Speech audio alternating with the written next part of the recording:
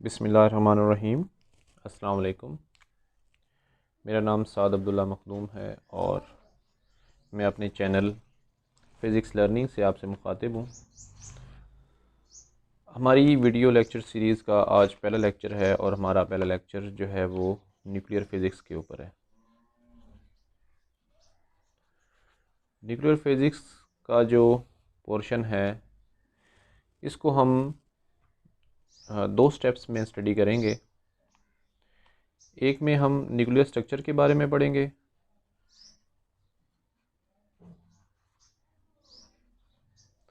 और दूसरे में हम इसको एप्लीकेशंस ऑफ न्यूक्लियर फ़िज़िक्स इस चीज़ को स्टडी करेंगे। ठीक है, तो अपना लेक्चर स्टार्ट करते हैं। आज का न्यूक्लियर स्ट्रक्चर जो है इसमें सबसे इम्पोर्टेंट चीज़ जो डिस्कस करने के लिए है वो है न्यूक्लियर स्टेबिलिटी।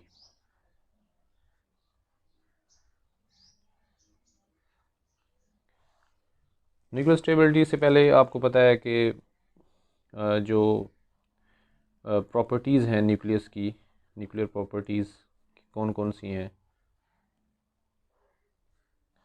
वो आपके पास चार्ज नंबर होता है, उसका चार्ज नंबर है, उसके बाद मैस नंबर है, उसके बाद न्यूट्रॉन नंबर है। तो ये आपको पता है कि जितने भी उसके अंदर प्रोटॉन्स होंगे वो उसका चार्ज नंबर है। टोटल नंबर ऑफ़ न्यूक्लियॉन्स जो हैं वो उसके पास, उसको हम ए कहते हैं और न्यूट्रॉन नंबर को हम एन से रिप्रेजेंट करते हैं। फिर बात आती है न्यूक्लियर साइज़ की। तो आपको पता है कि हम रेडियस किस तरह से निकालते हैं न्यूक्लियस का, R naught A to the power 1/3। ये आर नाट आपके पास कांस्टेंट है, इसकी वैल्यू होती है 1.2 फर्मी या 1.2 10 टू द पावर -15 मीटर। और ये ए जो है ये आपके पास मैस नंबर है उस न्यूक्लियस का।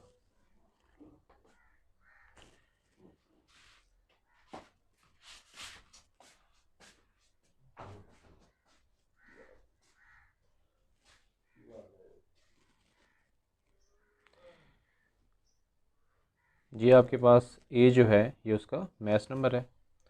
तो ये थोड़ी बहुत डिस्कशन थी हमारी न्यूक्लियर प्रॉपर्टीज़ के हवाले से। अब हम डिस्कस करते हैं न्यूक्लियर स्टेबिलिटी को, जो बहुत इम्पोर्टेंट चीज़ है डिस्कस करने के लिए।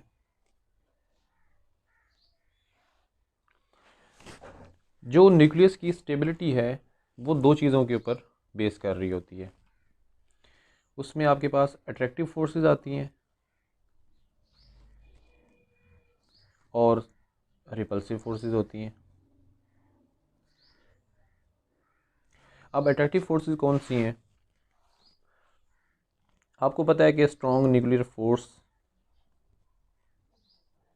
हमेशा ही अट्रैक्टिव फोर्स होती है और ये एक्ट करती है न्यूट्रॉन न्यूट्रॉन के दरमियान, न्यूट्रॉन प्रोटॉन के दरमियान और प्रोटॉन प्रोटॉन के दरमियान।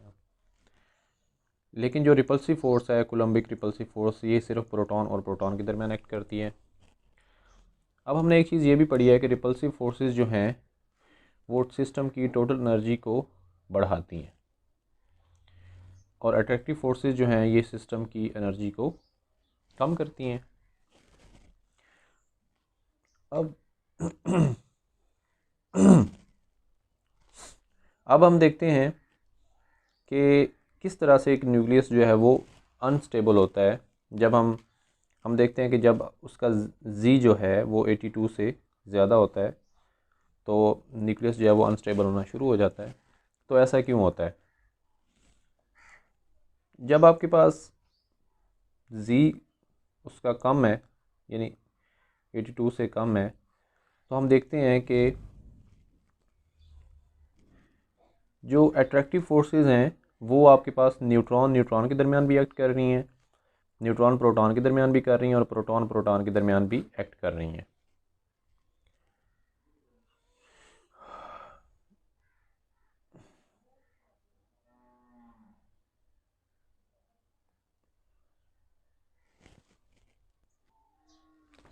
तो आपके पास ये जो फोर्सेस हैं ये बेसिकली न्यूक्लियस को स्टेबल करने की तरफ लेके जाती हैं, उसकी एनर्जी को कम करती हैं। लेकिन हम ये देखते हैं कि चूँकि न्यूक्लियर फोर्स की रेंज कम है, हमने पढ़ा हुआ है कि न्यूक्लियर फोर्स जो है ये आपके पास शॉर्ट रेंज फोर्स है और इसकी रेंज कम है। तो अगर मैं इसको यहाँ पे एक फिगर बना के आपको समझाना चाहूँ,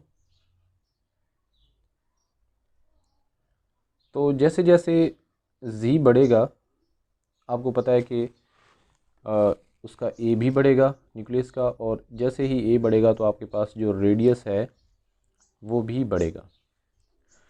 तो जैसे जैसे जी बढ़ रहा है, न्यूक्लियस का साइज़ बढ़ रहा है, तो जो न्यूक्लियर फोर्सेस हैं, चूँकि वो शॉर्ट रेंज फोर्सेस हैं, न्यूक्लियर फोर्सेस आपके पास क्या हैं, शॉर्ट रेंज फोर्सेस हैं, तो उनकी जो स्ट्रेंथ है, या उनकी जो आप कह लें कि जो उनकी कंट्रीब्यूशन है, वो आहिस्ता आहिस्ता कम होना शुरू हो जाती है जैसे जैसे न्यूक्लियर का साइज़ बढ़ता है। क्योंकि वो शॉर्ट रेंज फोर्सेस हैं, तो वो पूरे न्यूक्लियस में, अगर हम देखते हैं कि अब न्यूक्लियर का साइज़ बढ़ रहा है, तो वो पूरे न्यूक्लियस को होल्ड नहीं कर पाएंगी, क्योंकि वो शॉर्ट रेंज फोर्सेस हैं, तो उनकी कंट्रीब्यूशन जो है ना वो कम होना शुरू हो जाएगी। लेकिन साथ ही जो कूलम्बिक फोर्सेस हैं, आपको पता है कि कूलम्ब फोर्स जो है ये एक लॉन्ग रेंज फोर्स है, इसकी कंट्रीब्यूशन तो बदस्तूर रहेगी। तो जैसे जैसे आपके पास एटॉमिक मैस जो है, या प्रोटॉन जो है वो बढ़ रहे हैं, या न्यूक्लियस का साइज़ बढ़ रहा है, तो आपको पता है कि उसी तरह से जेड भी बढ़ रहा होता है। तो अगर जेड बढ़ रहा है तो हम देखते हैं कि कूलिंग फोर्स जो है वो प्रोपोर्शनल होती है जेड के। तो यहाँ पे आपके पास ये कूलिंग फोर्स भी बढ़ेगी, और जब कूलिंग फोर्स बढ़ेगी तो आपके पास रिपल्शन ज़्यादा होती जाएगी। रिपल्शन ज़्यादा होगी तो आपके पास न्यूक्लियस जो है वो अनस्टेबल होना शुरू हो जाएगा। तो ये बेसिक एक कंसेप्ट है न्यूक्लियर स्टेबिलिटी के हवाले से।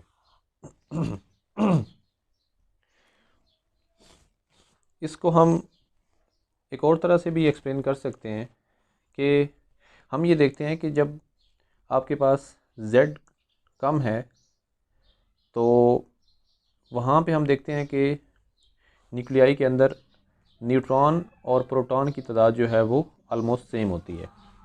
लेकिन जैसे जैसे आपके पास z बढ़ता है, तो न्यूट्रॉन जो हैं वो ज़्यादा होते जाते हैं एज़ कम्पेयर टू प्रोटॉन। तो हम ये देखते हैं कि स्टेबल न्यूक्लियाई के अंदर न्यूट्रॉन की तादाद जो है वो प्रोटॉन से ज़्यादा होती जाती है, जैसे जैसे आपके पास z इंक्रीज़ कर रहा होता है। इसको हम यहाँ पे एक ग्राफ की सूरत में भी बता सकते हैं। अगर यहाँ पे मैं z लूँ और यहाँ पे अगर मैं n लिखूँ, तो ये n इक्वल टू z की लाइन है। जो स्टेबल न्यूक्लियाई होंगे वो हमेशा इस रीजन में लाई करेंगे, जिसमें आपके पास n जो है वो ग्रेटर देन z होगा। अब ऐसा क्यों होता है? इसकी भी वही वजह है कि हम देखते हैं कि जो रिपल्सिव फोर्स है उसका मैग्नीट्यूड जो है वो बढ़ना शुरू हो जाता है, और उसका जब मैग्नीट्यूड बढ़ता है तो वो न्यूक्लियस को अनस्टेबल करने की तरफ लेके जाती है। लेकिन जो न्यूट्रॉन्स हैं, जब हम उनकी तादाद बढ़ाते हैं, न्यूट्रॉन्स की अगर तादाद ज़्यादा होती जाएगी, तो आपके पास न्यूक्लियर फोर्स का जो मैग्नीट्यूड है वो बढ़ता जाएगा, और वो इस रिपल्सिव फोर्स को वो क्या करेगा, ओवरकम करने की कोशिश करेगा, तो न्यूक्लियस स्टेबल रहेगा। लेकिन ये एक ख़ास हद तक एक्ट करती है। उसके बाद आपको पता है, जैसे हम ऊपर डिस्कस कर चुके हैं, कि न्यूक्लियर का जब साइज़ बढ़ेगा, तो ये जो न्यूक्लियर फोर्सेस हैं जो न्यूट्रॉन्स की वजह से एक्ट कर रही हैं, इनकी जो है कंट्रीब्यूशन वो कम होती जाएगी, क्योंकि ये शॉर्ट रेंज फोर्सेस हैं। तो आपके पास न्यूक्लियस जो है वो अनस्टेबल होता जाएगा। उसके बाद एक हमारे पास कंसेप्ट है बाइंडिंग एनर्जी का।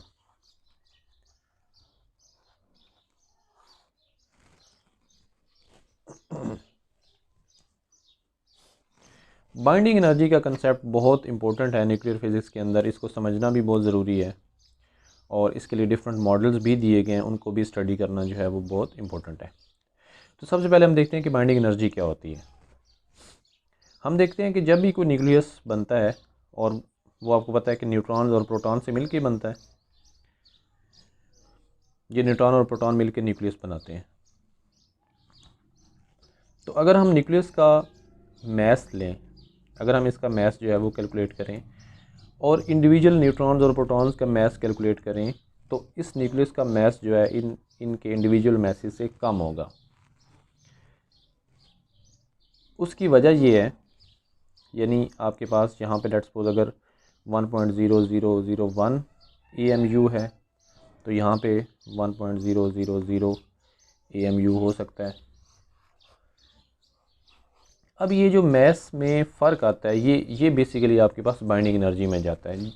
आपको पता है कि कोई भी जब बॉन्ड बनता है, अगर हम केमिकल बॉन्ड की बात करते हैं, तो अगर दो एटम्स जो हैं, लेट्स सपोज हम ऑक्सीजन की बात कर लेते हैं या हम NaCl की बात कर लेते हैं, किसी भी बॉन्ड की बात करते हैं, तो जब भी दो एटम्स आपस में आके मिलते हैं तो वो कुछ ना कुछ एनर्जी जो है वो रिलीज़ करते हैं। एनर्जी रिलीज़ करते हैं तो वो बेसिकली एक, अगर मैं इसको यहाँ पे एक ग्राफ की सूरत में बताना चाहूँ, तो इस तरह से आपके पास एक पोटेंशियल वेल होता है, उसमें वो ट्रैप हो जाते हैं और यही बेसिकली उसको बाउंड करके रखता है। तो अगर हमने वो बॉन्ड ब्रेक करना हो तो हमने इतनी एनर्जी उसको प्रोवाइड करनी होती है जिससे वो बॉन्ड जो है वो ब्रेक हो जाता है। इसी तरह जब न्यूक्लियाई जो है वो कोई भी बनता है, तो जो प्रोटॉन्स और न्यूट्रॉन्स होते हैं वो कुछ ना कुछ अपनी एनर्जी को लूज़ करते हैं। वो जो एनर्जी का फ़र्क है उसको हम कहते हैं बाइंडिंग एनर्जी। और इसको हम निकालते कैसे हैं, इसका फार्मूला इस तरह से है कि आप यहाँ पे मैस निकालते हैं न्यूट्रॉन और प्रोटॉन्स का, उसमें से आप माइनस करते हैं मैस ऑफ न्यूक्लियस और इस सारे को आप मल्टीप्लाई कर देते हैं c² से, तो ये आपके पास बाइंडिंग एनर्जी आ जाती है। और ये जो मैस का फ़र्क है इसको हम कहते हैं मैस डेफिसिट। ये आपके पास बाइंडिंग एनर्जी की फॉर्म में चला जाता है। अब इसके साथ हमारे पास डिस्कस करने के लिए एक बाइंडिंग एनर्जी कर्व है। ये कर्व न्यूक्लियर फिज़िक्स में बहुत इम्पोर्टेंट है। इससे आप फिशन को भी एक्सप्लेन कर सकते हैं, फ्यूजन को भी एक्सप्लेन कर सकते हैं। ये डिफरेंट इंटरव्यूज़ में आपसे इसके बारे में पूछा जाता है। इसी तरह पेपर में भी इसमें से कुछ MCQs जो है वो पूछे जाते हैं। तो यहाँ पे मैं पहले इसको ड्रा करूँगा, राइटिंग कोई बहुत अच्छी नहीं है मेरी। ये इस तरह से आपके पास बाइंडिंग एनर्जी पर न्यूक्लियन जो है, यहाँ पे आपके पास जो है वो Z है, Z कह लें आप, या न्यूक्लियन नंबर ऑफ़ न्यूक्लियंस कह लें, और यहाँ पे आप बाइंडिंग एनर्जी पर न्यूक्लियन जो है वो प्लॉट करते हैं। इसमें हमारे पास कुछ स्ट्रेंज बिहेवियर्स भी आते हैं, जैसे आपको पता है कि ये यहाँ पे पीक्स आती हैं। इस तरह इसका जो बिहेवियर है कि स्टार्ट में ये बढ़ती है, फिर कुछ रेंज के लिए ये जो है वो कांस्टेंट होती है, फिर ये कम होती है। तो ऐसा क्यों होता है, ये सारी चीज़ें जो हैं हम न्यूक्लियर मॉडल्स में पढ़ते हैं। न्यूक्लियर मॉडल्स, बाइंडिंग एनर्जी का जो ये बिहेवियर है, इसको एक्सप्लेन करने के लिए डिफरेंट जो हैं वो मॉडल्स दिए गए हैं, और उनमें आपके पास पहला मॉडल जो है वो लिक्विड ड्रॉप मॉडल है।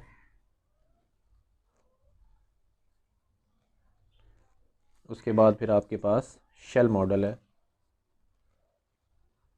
और फिर आपके पास कलेक्टिव मॉडल है। ये तीन मॉडल जो हैं ये आपके पास जो बाइंडिंग एनर्जी की ये जो बिहेवियर है इसको एक्सप्लेन करते हैं। तो हम इन तीनों पे बारी बारी डिस्कशन करेंगे। लिक्विड ड्रॉप मॉडल में आप देखते हैं कि इसमें हमारे पास 4 टर्म्स आती हैं। एक आपके पास वॉल्यूम टर्म है, उसके बाद एक सरफेस टर्म है, उसके बाद आपके पास एक सिमेट्री की टर्म है, और एक आपके पास कूलम रिपल्सिव टर्म है। तो ये 4 टर्म्स हैं आपके पास जो इसके अंदर कंट्रीब्यूट करती हैं।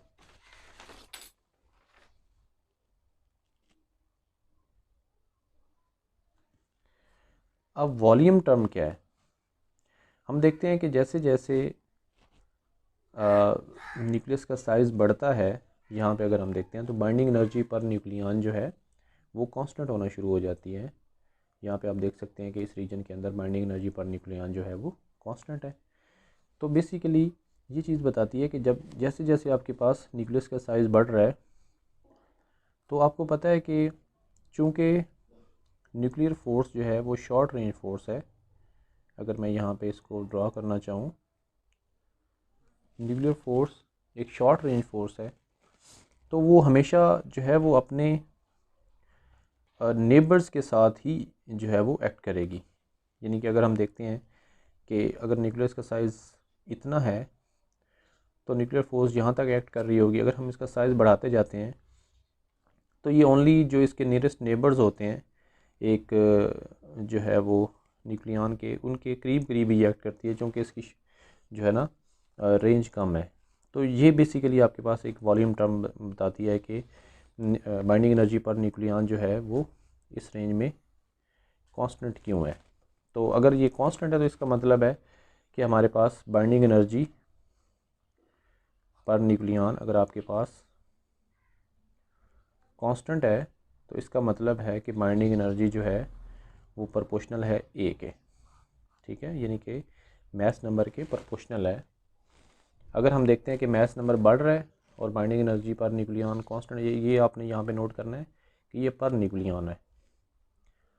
तो ये आपके पास एक वॉल्यूम टर्म आती है, और इसका अगर मैग्नीट्यूड में यहाँ पे लिखूँ तो ये आपके पास C1 इंटू ए ये आता है। C1 कोई भी कांस्टेंट है, जैसे हम किसी भी चीज़ की प्रोपोर्शनल उसका हम बता रहे होते हैं किसी भी दूसरी क्वांटिटी के साथ, तो हम साथ एक आपके पास कांस्टेंट लगा देते हैं। उसके बाद है आपके पास सरफेस टर्म। अब सरफेस टर्म क्या है, आप देखते हैं कि जो न्यूक्लियॉन्स जो हैं वो न्यूक्लियस के अंदर हैं, वॉल्यूम में होते हैं, वो चारों साइड से बाउंड होते हैं। उनको चारों साइड से आप उनके ऊपर फोर्सेस लग रही होती हैं और वो टाइटली बाउंड होते हैं। लेकिन जो सरफेस पे होते हैं वो, अब देखिए अगर मैं यहाँ पे ये ड्रॉ करता हूँ, लेट्स सपोज ये सरफेस के ऊपर न्यूक्लियॉन्स पड़े हुए हैं, तो इनके ऊपर नीचे से फोर्स लग रही है, साइड से लग रही है, लेकिन इनके ऊपर से कोई फोर्स नहीं लग रही।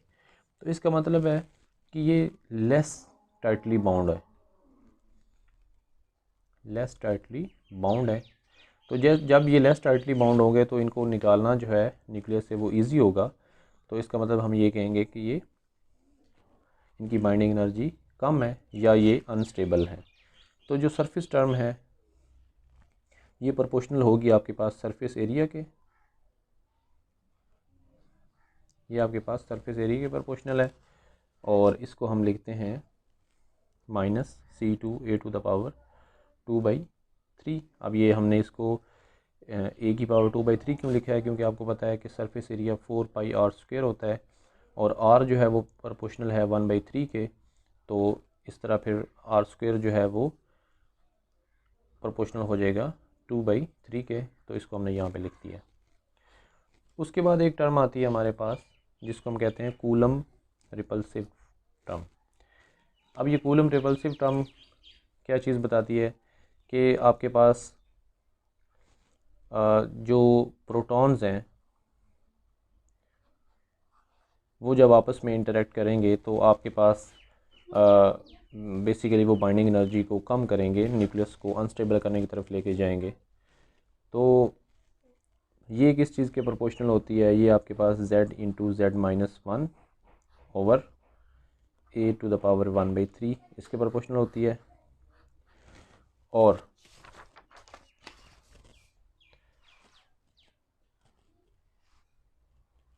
इसके बाद आपके पास जो चौथी टर्म है वो आपके पास सिमेट्री टर्म है।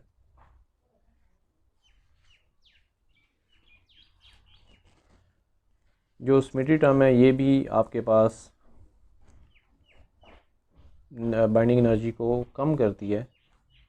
हम देखते हैं कि जब आपके पास N और Z ये इक्वल होते हैं तब आपके पास न्यूक्लियस जो है वो स्टेबल होता है, या आपके पास इवन नंबर ऑफ़ N और इवन नंबर ऑफ़ Z जब होते हैं तो तब आपके पास न्यूक्लियस जो है वो स्टेबल होता है। तो इसकी क्या वजह है, इसकी वजह भी हम रिसेंटली देख चुके हैं कि जो न्यूट्रॉन्स हैं या आपके पास जो प्रोटॉन्स हैं अगर वो पेयर्स के अंदर फिल्ड हैं, यानी कि अगर आपके पास, अगर हम इसको इस तरह से देखते हैं, अगर ये पेयर्स में फिल हैं तो कहीं पे भी जो दो पार्टिकल्स हैं वो जब पेयर की फॉर्म में फिल होते हैं तो आपको पता है कि वो वहाँ पे एक जो है वो एक स्टेबिलिटी की तरफ लेके जाते हैं, वो सिस्टम को स्टेबल करते हैं।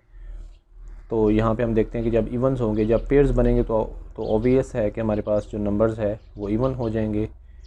इस तरह जब यहाँ पे अगर प्रोटॉन्स के भी पेयर बनते हैं तो नंबर इवन हो जाएंगे। तो जब इवन होंगे तो आप देखते हैं यहाँ पे n और z जो है जब बराबर होंगे तो इस टर्म का जो है कंट्रीब्यूशन जो है वो नहीं होगा, लेकिन जब n जो है वो z से ग्रेटर होगा या लेस होगा तो यहाँ पे इस टर्म का कंट्रीब्यूशन भी आएगा। तो अगर इसको हम कंप्लीट लिखना चाहें बाइंडिंग एनर्जी को तो हम इस तरह से लिखेंगे C1a minus C2a to the power 2/3 minus C3z into z minus 1 over a power 1/3 और उसके बाद आपके पास n माइनस z और यहाँ पे a आ जाता है। तो ये आपके पास लिक्विड मॉडल जो है, लिक्विड ड्रॉप मॉडल उसकी ये एक्सप्लेनेशन आपके पास आ जाती है। इस वीडियो की चूँकि ड्यूरेशन ज़्यादा हो चुकी है तो हम इस वीडियो को यहाँ पे एंड करते हैं। इंशाल्लाह नेक्स्ट वीडियो में हम शेल मॉडल को डिस्कस करेंगे और उसके बाद हम रेडियो एक्टिविटी को डिस्कस करेंगे। उसमें हम अल्फ़ा, बीटा और गामा डिकेज़ के बारे में स्टडी करेंगे। तो आप लोगों को यहाँ तक वीडियो लेक्चर जो है वो कैसा लगा है, आपको आपके लिए यूज़फुल था या नहीं था, या इसमें क्या इम्प्रूवमेंट्स होनी चाहिए, किस तरह से आप जो है हम इसको ज़्यादा बेहतर बना सकते हैं, तो आप अपनी राय का इज़हार ज़रूर कीजिएगा। आप कमेंट करें वीडियोस पे, आप जो है वो मुझे व्हाट्सएप कर सकते हैं। आपके पास डिफरेंट तरीके हैं, आप बता सकते हैं कि हम इन वीडियोस को मज़ीद बेहतर किस तरह से बना सकते हैं। तो आप लोगों का बहुत शुक्रिया। अल्लाह हाफ़िज़।